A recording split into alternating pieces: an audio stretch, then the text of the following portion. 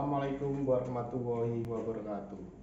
Selamat pagi dan salam sejahtera untuk kita semua. Perkenalkan, nama saya Reza Yoga Anindita dari Politeknik Keselamatan Transportasi Jalan, Kementerian Perhubungan.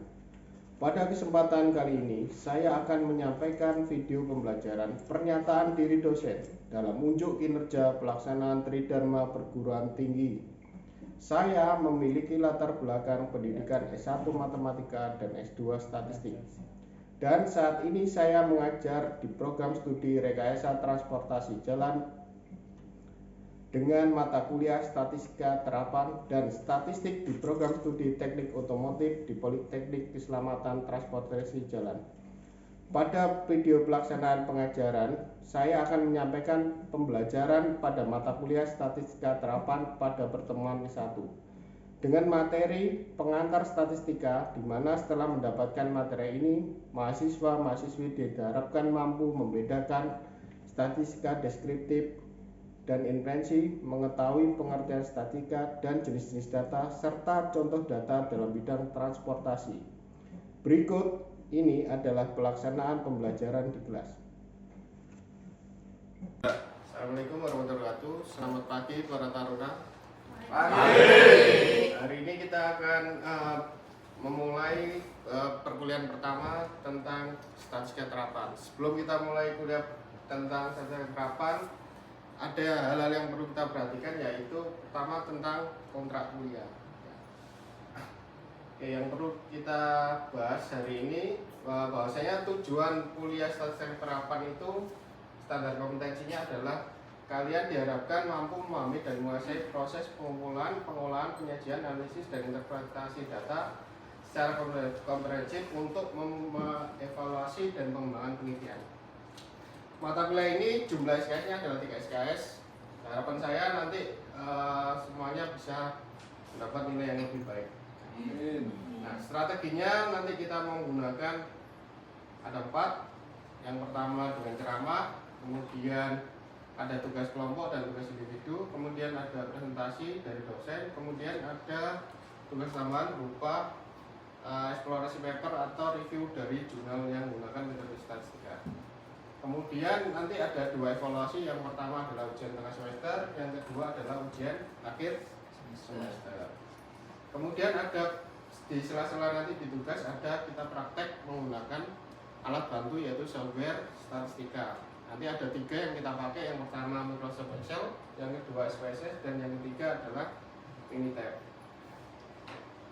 Nah, tata tertibnya mohon nanti taruni wajib hadir sesuai waktu yang ditentukan, terus 15 menit sebelum perkuliahan dimulai sudah ada di kelas, terus pakainya harus rapi. Nah, apabila ingin bertanya nanti kita gunakan media yang tersedia, bisa melalui chat WA atau bisa melalui email ya. Tidak diperkenankan melakukan aktivitas lain selama kegiatan perkuliahan kecuali atas izin dosen. Yang ke-7, taruna harus fokus untuk memudahkan mendapatkan materi yang diberikan. Apabila berhalangan hadir, diharapkan membuat surat izin kepada dosen pengampu. Apabila sakit, tolong melampirkan surat keterangan dari dokter. Mohon peraturan ini ditaati bersama ya. Kemudian untuk aturan perkuliahan nanti kita bagi antara tugas individu dan tugas kelompok. Nanti pengumpulan tugasnya bisa bersifat cetak, softfile, atau dijilid. Tugas ini dilakukan sesuai dengan waktu yang telah ditentukan. Formatnya nanti kita sediakan. Oke, nanti untuk referensinya bisa kita lihat di sini. Kita punya ada 13 referensi yang bisa digunakan sebagai tambahan informasi selain mendapatkan bahan ajar dari dosennya. Nah, ini adalah materi pelaksanaan perkuliahan mulai dari minggu pertama sampai minggu terakhir. Nanti ada sekitar 14 pertemuan ya, dengan 2 kali evaluasi, yaitu UTS dan ujian akhir semester. Nah, untuk komponennya nanti ada komponen tugas. Jika tidak mengikuti salah satu ujian akhir, nanti otomatis nilainya E ya. Kemudian jadwal UTS dan UAS nanti mengikuti jadwal akademik ya. Ini nilai secara huruf, kemudian ini kontrak perkuliahan yang akan kita gunakan pada mata kuliah ini. Nanti ada kehadiran 20%, ujian tengah semester 25%, ujian akhir semester 30%, dan praktek 25%. Mungkin ada hal yang perlu ditanyakan, silakan dari para tamu-tamu ini. Mau tanya? Apakah sudah setuju dengan kontrak ini? Setuju. Oke, terima kasih. Oke, langsung saja ya para tamu-tamu, kita memulai pertemuan pertama ini dengan materi pengantar statistika. Capaian yang harus kita kalian pahami di sini, kita harus tahu apa itu ruang lingkup statistika, kemudian ada populasi dan sampel, kemudian ada data dan variabel serta skala pengukuran, kemudian ada data kuantitatif dan data kualitatif, kemudian ada statistika secara ilmu itu kan ada deskriptif dan inferensi. Nanti kita mencari perbedaan antara statistika deskriptif dan inferensi. Ruang lingkup sama dengan bahasan materi hari ini ada 1, 2, 3, 4, 5, 6. Sini kita punya ruang lingkup statistika yang dipelajari apa saja, terus pengertian, perbedaan populasi dan sampel, data dan variabel, skala dalam statistika, jenis data, deskriptif dan inferensi. Nah, kalau kita ngomong ruang lingkup statistika, kita belajar yang disebut dengan populasi dan sampel. Jika kita menggunakan populasi yang dihidupkan dengan sampel, maka metodenya menggunakan namanya teknik sampling. Tetapi kalau kita gunakan sampel untuk menduga populasi, kita gunakan namanya pendugaan atau tingkat keyakinan, atau biasa kita sebut juga dengan inferensi atau probability. Nah, secara umum pengertian statistika adalah ini: ilmu yang mempelajari dan mengusahakan agar data menjadi informasi bermakna. Kegunaannya ada 3. Yang pertama, mengumpulkan data yang benar dan efisien, menganalisiskan data dengan metode yang tepat, kemudian menginterpretasikan dan menarik kesimpulan yang benar dan sah terhadap hasil analisis. Kira-kira kalau dari pengertian apa itu statistika, ada yang berbeda nggak dengan pendapat kalian? Coba dari Cika, coba. Apa Cik yang bisa kamu berikan tentang statistika menurutmu, Cik? Atau yang lain silakan, dari siapa? Dulu, ayo, Balu. Naswa? Apa Naswa? Sama. Jangan sama Naswa. Aku nggak apa namanya, lupa ya. Ada, ayo Adrian. Apa ya Adrian? Apa? Jangan sama lah, ya, pasti ada kan ini menurut saya, kalau menurut kamu kan beda. Ini kan tidak harus textbook seperti ini kan. Menurut apa Mas, kira-kira?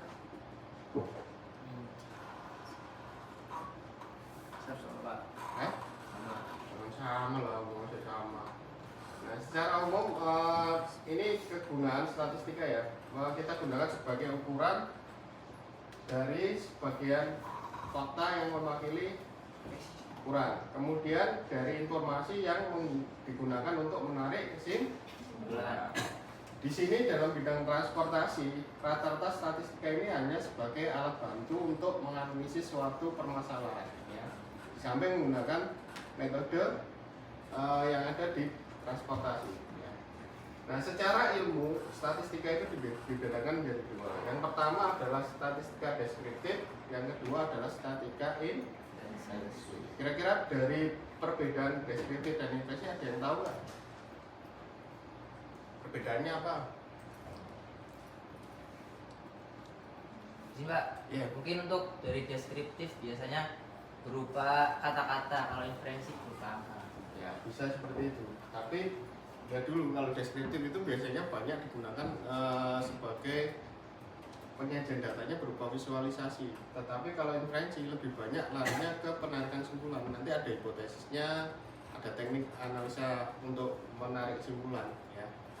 Ya tadi secara pengertian memang bukan ini yang, tapi lebih cenderung ke jenis datanya. Ya. Oke, kita lanjut ya. Secara alur itu kita jelaskan seperti ini. Kita punya data, kita pasti kita olah kan ya. kita sederhanakan, kita tata, kita sajikan. Nah, kalau nanti datanya itu ada data sampel, kalau kita gunakan data sampel berarti kita melakukan pendekatannya menggunakan statistika inferensi ya. Datanya nanti digunakan untuk menaksir namanya parameter. Tetapi kalau data sampelnya tidak digunakan, berarti kita menggunakan populasi. Nanti larinya bisa menggunakan statistika deskriptif. Ini secara hubungan antara statistika deskriptif dan inferensi. Oke. Nah, tadi kan ngomongin statistik, tapi kita tidak tahu intinya di statistik itu hanya dua ya. Yang pertama adalah populasi, yang kedua adalah sampel. Apa populasi? Ya, kalau sampel apa? Nah, coba saya mau tanya, kira-kira contoh sampel kalau di ruangan ini apa? Di kelas ini hari ini apa? Contoh sampel kan gampang kan? Ada yang tahu nggak contoh sampel? Kalau nggak tahu contoh sampel populasi deh. Enggak. Contoh-contoh apa? Mungkin dari kelas ini kalau populasi seluruh taruna PKTJ, kalau sampel taruna sendiri, taruni sendiri. Ya itu tadi yang populasinya benar. Kalau kita ngomong populasi di sini berarti seluruh Taruna. siswa prodinya rekayasa transportasi jalan. Tetapi kalau kita ngomong sampel berarti bagiannya bisa juga RSTJ kelas A, kelas B, kelas C atau kelas D ya. Itu namanya populasi dan sampel. Nah, di dalam populasi dan sampel ada yang digunakan untuk menduga. Kalau kita menduga populasi berarti kita gunakan namanya parameter. Tetapi kalau kita menggunakan sampel kita juga namanya statistik. Perbedaannya apa sih antara parameter dan statistik? Ada yang tahu nggak? Ayo, Iva, coba perbedaan ini dengan ini apa Iva? Tahu nggak Pak? Header.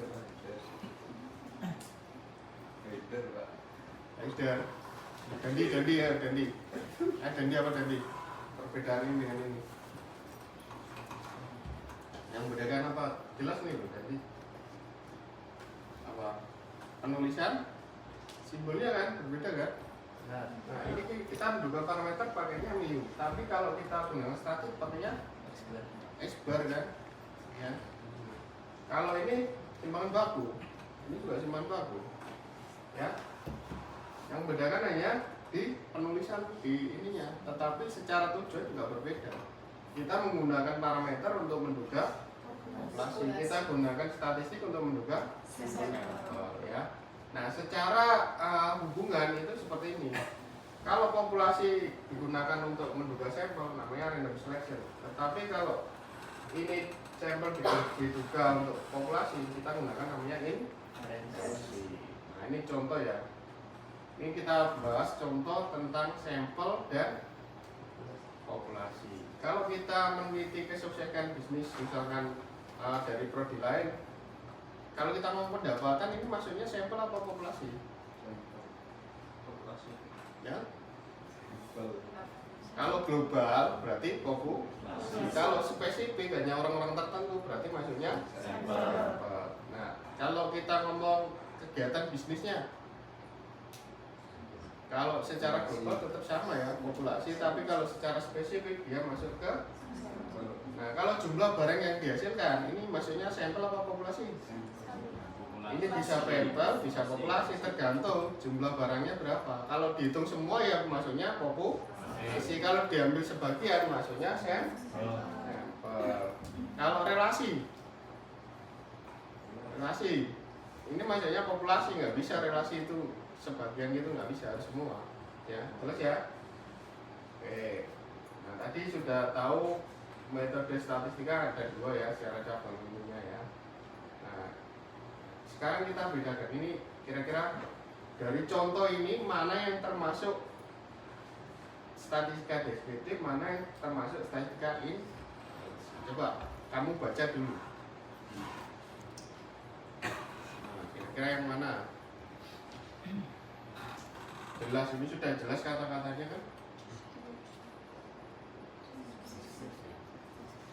Yang deskriptif yang mana? Satu. Yang mana? Yang ini. Ini masuk statistika deskriptif. Kata kuncinya yang mana? Ini deskripsi ya. Nah, terus kita gunakan menghitung rata-rata standar deviasi. Benar nggak? Kalau yang ini kita bisa menggunakan in karena ada perkiraan penjualan. Ya enggak? Karena ini menggunakan inferensi, nanti menggunakan metodenya biasanya time series atau regresi. Ya. Nah, sekarang saya mau tanya kalian, ada yang tahu nggak tipe data di statistik apa aja? Ada yang tahu nggak? Ayo Cika. Naswa apa Naswa? Data nominal, ordinal, interval, dan rasiyo. Iya, benar sekali Cika. Terima kasih Cika ya. Naswa. Maaf Naswa. Tipe data yang pertama adalah nominal. Nominal ini cirinya adalah ini. Posisi datanya setara, terus tidak bisa dilakukan operasi matematika semuanya, nggak bisa. Contohnya apa? Jenis kelamin dan jenis pekerja. Kemudian data ordinal itu cirinya populasi datanya tidak setara, tidak bisa dilakukan operasi matematika juga. Contohnya apa? Motivasi kerja sama kepuasan kerja. Kalau di bidang transportasi ya kepuasan pelanggan itu masuk ke sini, sama motivasi kerja kalian. Ya. Nah, kemudian ada data yang ketiga adalah data interval. Kalau data interval cirinya itu tidak ada kategorisasi, kemudian bisa dilakukan operasi matematika. Biasanya contohnya adalah temperatur sama sistem kemudian ada data rasio. Kalau rasio itu tidak dikategorisasi, tetapi bisa dilakukan operasi matematika. Contohnya apa? Gaji, skor ujian, jumlah buku. Kira-kira ada yang bisa memberi contoh kalau di bidang transportasi data-data ini apa aja? Coba ada yang tahu nggak? Ada yang tahu nggak? Coba Mas Septian, ada yang tahu nggak? Contohnya apa kira-kira yang masuk? Apa? Jumlah apa? Jumlah kendaraan. Ya, jumlah kendaraan bisa masuk ke rasio, bisa masuk ke ordinal. Selain jumlah kendaraan, apa lagi? Jumlah penumpang, apa lagi? Hah? Apa lagi? Jumlah apa? Jumlah rute angkutan, jumlah trayek, apa lagi? Apalagi banyak kan data-data transport yang bisa kita ambil sebagai data statistik. Jumlah kecelakaan, jumlah apa lagi? Selain kecelakaan ada. Hah? Jumlah halte bisa. Jumlah pengguna layanan misalkan ada e-tol kan bisa digunakan sebagai data kan. Jumlah volume kendaraan itu kan kita pasti pakai kan itu. Oke, kita lanjut ya. Ini kalau kita golongkan ke jenisnya itu ada dua jenis ya, ada kualitatif sama kuantitatif. Kalau kualitatif data yang seperti apa? Kalian tahu nggak? Tahu nggak? Kualitatif data seperti apa? Bapak, Ya. data kualitatif adalah data yang mempresentasikan atribut atau kategori yang tidak diukur secara numerik. Oke, kalau yang kuantitatif data seperti apa? Data yang berupa angka dan dapat dilakukan operasi aritmatika. Ya, terima kasih. Benar sekali ya. Nah, secara klasifikasi data itu kita bisa kelompokkan menjadi 4 ya. Ada yang secara sifatnya, ada secara sumbernya, ada cara memperolehnya, ada yang waktu pengumpulan. Tadi yang dijelaskan secara sifat ya ada kuantitatif sama kualitatif. Kalau secara sumber ada data primer, ada data sekunder. Kira-kira kalau di bidang transportasi data primer contohnya apa? Yang kamu ambil langsung itu contohnya apa? Volume. Nah, Data. data primer di bidang transportasi yang kamu ambil langsung. Biasanya kan pakai survei kan? Yang paling gampang adalah data volume. Nah, kamu kan ambil 8 jam kan? Kamu hitung langsung counting TC, ya data TC rasio kan? Benar nggak? Kalau data sekunder contohnya apa? Coba. Data sekunder itu biasanya itu data yang sudah dipublikasikan baik di buku, website atau di jurnal, itu bisa kita pakai sebagai data sekunder. Contohnya apa? Nah, coba jumlah kendaraan dalam angka kan biasanya ada kan di data BPS. Nah, kemudian untuk memperolehnya itu ada sensus sama sampling. Nah, kalau kalian tahu sensus itu kalau secara menurut BPS itu kan ada sensus penduduk, ada sensus ekonomi. Kalau di dalam transportasi kan nggak ada kita sensus. Ada nggak sensus? Yang ada sampling kan? Ya. Kamu ngambil data buat buat tugas akhir pasti menggunakan data kan? Nanti pasti kamu sampling kan? Misalkan jumlah pelanggaran yang tidak menggunakan helm, ya, atau jumlah kecelakaan yang mengakibatkan fatalitas kan, benar seperti itu kan? Karena nah kalau secara waktu itu ada tiga ya, ada cross section, time series sama panel. Nanti bisa kamu cari di googling pengertian masing-masing ini ya. Panel apa, cross section apa, time series apa. Kalau ini berdasarkan waktunya, biasanya datanya itu minimal 5 tahun berurutan ya. Boleh kosong nggak apa-apa, tapi yang penting data itu berurutan, ada waktunya ya. Nah, secara klasifikasi tadi kita sudah tahu kalau kualitatif contohnya ini, kalau kuantitatif dibagi lagi diskrit dan kontinu. Kalau diskrit contohnya jumlah, kalau kontinu contohnya gaji sama berat. Nah, tadi kalau secara sifatnya ada angka, ada bukan angka kan, tapi menurut profil tadi seperti ini kan ya. Kalau kualitatif kita ngomong bukan angka, nominal dan ordinal. Contohnya ini jenis pekerjaan, tanggal, tempat lahir, tingkat pendidikan. Kemudian kalau untuk kuantitatif kita gunakan yang berupa angka, bisa umur, tinggi badan, berat badan. Ini tinggal kita sesuaikan dengan data-data yang ada di transport, ini tinggal ganti kan nanti. Bisa juga kalau di pengujian kan tingkat sertifikasi penguji kan. Kalau di jenis pekerjaannya kan nanti sesuai dengan bidang di prodi kita kan ada 4 kan, bisa penyuluh, bisa perencana angkutan, bisa keselamatan atau ahli andalalin seperti itu kan ya. Nah, nanti saya harapkan setelah kita membuat tugas ini kita buat kelompok yang terdiri dari 3 atau 4 orang. Nanti kita beri contoh-contoh yang ada di dalam bidang transportasi, populasi apa, sampelnya apa. Terus nanti kamu buat contoh kasus yang bisa diselesaikan dalam bidang transportasi dengan menggunakan deskriptif atau inferensi. Dari tugas ini ada yang mau ditanyakan? Menurut saya ya Jelas. jelas. Ini nanti dikerjakan ya setelah selesai mata kuliah ini ya. Minggu depan harapannya bisa dikumpulkan melalui email ya. Oke. Nah, sebelum kita akhiri, tolong ini dibaca ya. Mana yang masuk sampel, mana yang masuk ke inferensi. Nah, ini kan kasus yang pernah viral kan ini ya. Karena kopi orang mati kan. Benar gak? Makanya kalau minum kopi jangan kebanyakan, bikin asam lambung. Ya. Oke, coba. Ini yang jadi populasinya kopinya apa orang matinya? Kopi, Pak. Salah orangnya. Karena orang yang mati kan jadi populasinya kan. Ya.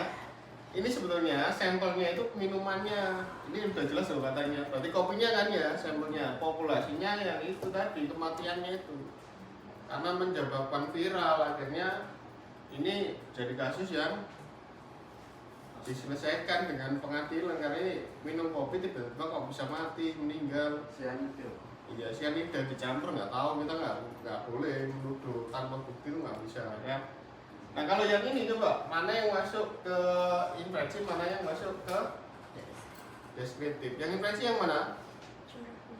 Rata-rata curah hujan. Ini masuknya ke deskriptif. Kemudian kalau estimasi prediksi curah hujan masuknya ke inferensi. Oke.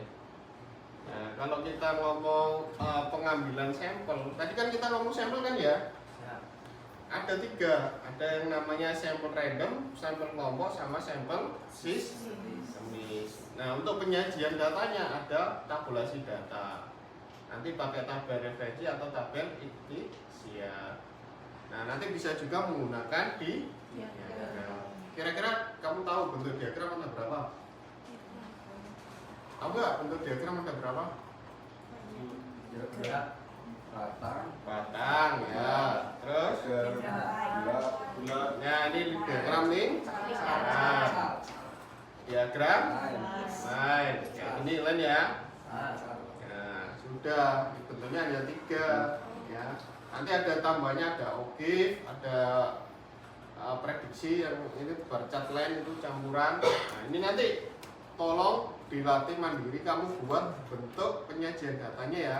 Entah diagram atau bentuk lain ya, bisa batang atau diagram tadi ya. Kemudian nanti kamu hitung ini untuk pertemuan minggu depan ini kamu kerjakan dulu di rumah ya. Oke, sekian, terima kasih, saya akhiri. Assalamualaikum warahmatullahi wabarakatuh. Waalaikumsalam warahmatullahi wabarakatuh. Tidak ada pertanyaan? Jelas. Oke, siap, jelas. Tolong dikerjakan tugasnya. Siap. Nah, ketemu minggu depan. Terima kasih. Iya. Terima kasih, Pak.